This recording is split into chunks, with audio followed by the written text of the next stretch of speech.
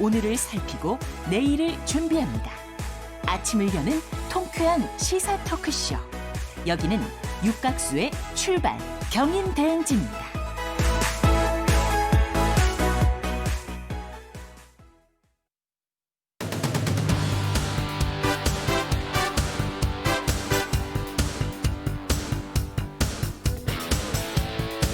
자, 오늘의 시사평론가 리엘 파트너스 이승기 변호사 오셨습니다. 어서 오세요. 예, 안녕하세요. 네, 이승기 변호사님 오늘은 뭐 법정에 안 나가시나 봐요. 양복을 안 입고 오셨네요. 이번 주하고 다음 주가 2주간 이제는 법정 휴정 기간이라고 해서 법원에서 이제 재판을 하지 않습니다. 벌림길 없습니다. 그래요? 그런 날이 다 있습니다. 알겠습니다. 여름하고 겨울에. 그런 날이 또 있네, 법정도. 알겠습니다. 자, 첫 번째 이슈 전해주시죠. 첫 번째 이슈는 거대 여당의 시간, 임대차 3법도 속전속결입니다. 네, 그 법제사법위원회가 이제 어제죠. 어제 29일 전체 회의를 열어서 임대차 3법 중에 계약갱신 청구권, 또 전월세 상한제 도입을 내용으로 하는 그 주택 임대차 보호법 그 개정안을 의결을 했죠. 그런데 이제 이번에도 역시 야당 패싱 논란이 있었어요. 맞습니다.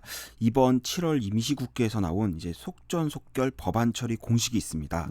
먼저 상임위 소위 구성 생략, 또 서면 동의서를 통한 법안 상정, 그리고 업무 보고보다 앞서 법안 심사, 그리고 협의가 안 될 시 기립 표결 강행입니다. 여당은 이 공식에 따라서 이제는 거대 여당 그 숫자를 밀어붙여서 다 통과를 시켰고요.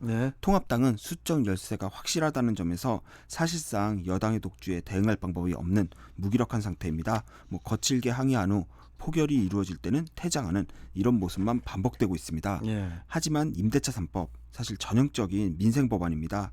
여당이 이를 일방적으로 처리한 것은 의회 민주주의에도 좀 역행이 될 것 같고요. 무엇보다 야당을 지지하는 그 국민들의 의사가 충분히 반영되지 않을 수 있다는 점에서도 사실 적절치 않아 보입니다. 또한 권력은 영원하지 않지 않습니까? 결국 이번 일이 선례가 된다면 향후 여야가 바뀔 경우에는 또다시 이런 사태가 반복될 수 있다는 점에서 또 바람직해 보이진 않습니다. 이제 권불 10년이라는 말이 있는데 이러면 안 되지 않냐 이런 말씀이신 것 같은데, 뭐 과정이 어떠하든 간에 결과적으로 이제 임대차 3법 모두 그 국회 상임위를 통과를 했어요. 지난 28일에 그 국토교통위원회 그 전체 회의에서 전월세 신고제를 내용으로 하는 이제 부동산 거래 신고 관련 법 개정안이 이미 처리가 됐습니다. 그래서 이날 법안 통과로, 바로 어제 법안 통과로 임대차 3법 모두 상임위를 통과하게 됐는데요. 여당은 가급적 이번 임시국회 내에 이제는 본회의에서 이제 임대차 3법 모두 처리할 계획입니다.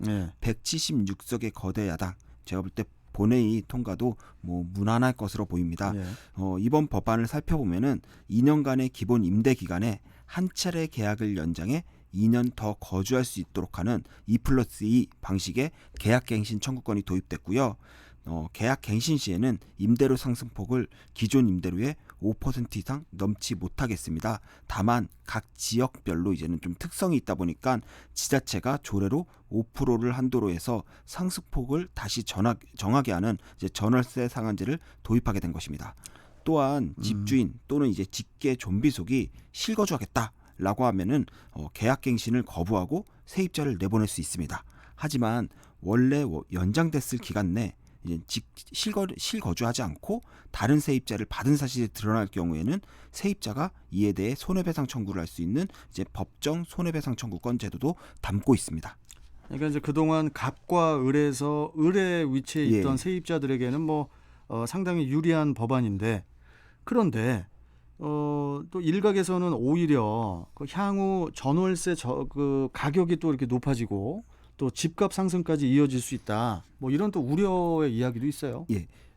법안 통과가 예상되는 이제 8월 이후 이제 전세 계약을 새로 맺거나 아니면 4년 임대차 기간을 다 채우고 새로 세입자를 구하는 경우, 이럴 때는 별도의 규제 없이 이제는 임대료를 자율적으로 정할 수가 있습니다. 최근 이제 부동산 관련 세금이 대폭 늘어나면서 이제 집주인들이 전세가를 올리거나 아니면 반전세 또는 월세로 전환하는 경우가 많아지고 있습니다. 이번 임대차 3법 통과는 아마 이런 현상을 더욱 가속시킬 수 있다, 이런 우려가 제기되고 있고요. 또한 전세 매물이 기해지게 되면 결국 전세를 구하고자 하는 수요의 일부가 얼른 내 집을 마련해야겠다라고 하면서 이제 매매로 돌아서게 되고 그러면 또 집값이 그렇게 되면 올라가잖아요. 예, 집값이 또 이어질 수밖에 없다는 점에서 좀 이런 점에 대해서도 좀 향후 좀 지켜봐야 되지 않냐라는 우려가 있고요. 결국 집값 잡기 성공할지 실패할지는 계속 지켜봐야 될 것으로 보입니다. 알겠습니다. 자, 다음 이슈 전해주시죠. 예, 두 번째 이슈는 검찰 내전 막장 드라마 그 결말은입니다. 어제 뭐 이 뉴스가 되게 뜨거웠어요. 예, 그 지난 24일에 그 검찰 수사심의위원회가 한동훈 검사장에 대한 검언유착 수사를 중단하라는 그런 권고를 하였음에도 바로 어제죠. 서울중앙지검이 그 한 검사장의 휴대전화 추가 압수수색을 진행을 했는데 특히 이제 부장검사가 직접 그 압수수색에 나섰고 몸싸움이 또 벌어졌죠. 예. 일단 그 수사심의위원회 그 수사 중단 불기소 권고를 받아들이지 않겠다라는 걸 이제 보인 것 같고요. 네. 우선 이제 잘잘못 여부를 떠나서 정말 있어서는 안 되는 일이 벌어진 것입니다. 네. 이제 검찰이 정말 국민들 앞에 부끄러워야 할 일인데 이번 이 사건은 이제 검찰이 내부적으로 두 개의 조직으로 쪼개져 서로 충돌하고 있는 모습을 고스란히 여과 없이 보여줬다는 점에서 적절하지 않습니다. 네. 이제 한 검사장은 윤석열 총장의 최측근이고 또 정진웅 부장검사는 서울중앙지검 이성열 지검장의 또 측근으로 분류가 됩니다. 네. 또한 이 지검장이 이제 아마 추미애 법무부 장관의 신임을 받고 있다는 점은 이미 알려진 사실인데요. 결국 이번 사건은 윤 총장과 추 장관의 대립 구조가 검찰 내부로 그대로 옮겨져 온 걸로 이제는 평가가 되고 있습니다. 결국 정치가 검찰에 개입했을 때 검찰이 어디까지 갈 수 있는지를 보여주는 좋은 예인 것 같습니다. 근데 이제 몸싸움 과정에 대해서는 또 서로 이야기가 또 달라요. 엇갈리잖아요, 예, 지금. 뭐 엇갈리고 있죠. 네. 정진웅 부장검사가 그 서울중앙지검 수사팀과 함께 이제는 한 검사장이 근무하는 이제는 법무연수원에 찾아와 이제 압수수색을 실시했다고 합니다. 네. 이제 한 검사장에 따르면 이제 압수수색 과정에서 나는 변호사 입회하에 좀 압수수색을 받겠다라고 해서 변호사를 부르기 위해 전화를 하겠다고 했고 또 정 부장검사가 이를 허락했다고 합니다. 네. 그래서 한 검사장이 핸드폰을 들어 비밀번호를 푸는 순간 갑자기 정 부장검사가 탁자 너머로 몸을 점프하듯이 날리면서 한 검사장의 팔과 어깨를 움켜쥐고 또 몸 위로 올라타 얼굴을 누르는 등 이제는 폭행을 했다는 겁니다. 그에 반해 정 부장검사의 입장은 좀 완전히 다른데요. 한 검사장이 핸드폰 비밀번호를 푸는 과정에서 핸드폰 정보를 변경하는 등 이제는 증거인멸을 막고자 그랬다는 건데요. 오히려 한 검사장이 압수수색을 물리적으로 방해해서 정 부장검사가 이를 제지하는 과정에서 함께 넘어졌다. 그래서 병원 치료를 받게 된 거다라는 주장입니다. 그래서 이제 실제로 지금 그 정진훈 부장검사 병원에 누워서 치료받고 있는 사진이 공개됐잖아요. 일단 정말 황당합니다. 뭐 이유를 막론하고 또 사건의 실체 여부를 막론하고 지금껏 검찰 내 그 누구도 아마 이렇게 사진을 올린 적이 있나? 네, 그렇게 싶습니다. 사실 이 사건은 사건 당시 현장에서 어떤 일이 벌어졌나 또 누가 진실이고 거짓이냐가 중요한 겁니다.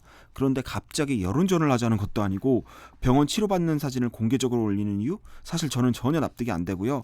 벌써부터 이제는 필리핀에서 원정 도박 혐의를 받던 한 연예인이 댕기열로 현지에서 입원을 했다라고 하면서 사진을 올린 적이 있습니다. 물론 허위로 밝혀졌지만 이 사진과 함께 온라인에 퍼지면서 이제 네티즌들의 이제 조롱의 대상이 되고 있는 상황입니다. 특히 한 검사장이 입장을 다시 냈는데요. 다시 냈어요? 예, 당시 현장에 있던 다른 검사들이 한 검사장에게 당시 폭행이 있었던 사실을 인정하면서 개인적으로 죄송하다며 사과를 했다고 합니다. 또한 수사팀 중 일부가 나는 뭐 자신들은 한마디로 정 부장검사의 그 행위에 가담하지 않았다. 그러한 폭행에 가담하지 않았다. 이런 말을 했다고 하는데요. 이 내용이 다 녹화가 돼 있다고 합니다. 현재 한 검사장이 이제 정 부장검사를 이제는 독직폭행이라고 하는데 독직폭행 및 독직폭행으로 형사 고소하고 서울고검에 이제 감찰을 신청했고요. 네. 또 이제는 정 부장검사는 한 검사장을 이제 무고 및 명예훼손으로 이제 고소하겠다 이런 입장입니다. 일단 서울고검에서 이 사건에 대해 감찰할 예정이라고 하는데요. 해당 녹화본 뭐 있다고 하니까 이를 분석해 보면 실체적 진실이 밝혀질 것으로 보입니다. 만약 정 부장검사의 해명이 거짓으로 드러난다면 이는 검언 유착 사건을 수사하는 서울중앙지검 수사팀 그리고 이성윤 지검장 그리고 추미애 법무부 장관까지 수사의 명분을 모두 잃어버리는 최악의 사태를 맞이할 수 있을 것으로 보입니다. 그 녹화본이 있대요? 일단 한 검사장은 그렇게 주장을 하고 있습니다. 아니, 뭐 녹화본이 있으면 뭐 쉽게 판단이 예, 될 수 있을 맞습니다. 것 같은데요. 예. 근데 저 이승기 변호사, 예. 저는 그런 생각을 지금 계속했어요. 무슨 뭐 드라마라든지 그 뭐 영화를 한 편 보고 있는 것 같아요. 예, 맞습니다. 참 이게 막장이죠.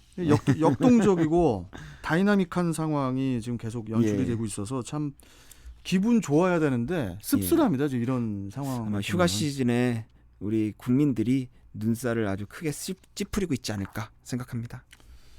자, 오늘 말씀은 여기까지 듣고 또 내일 금요일에 또 뵙도록 하겠습니다. 고맙습니다. 예, 감사합니다. 네.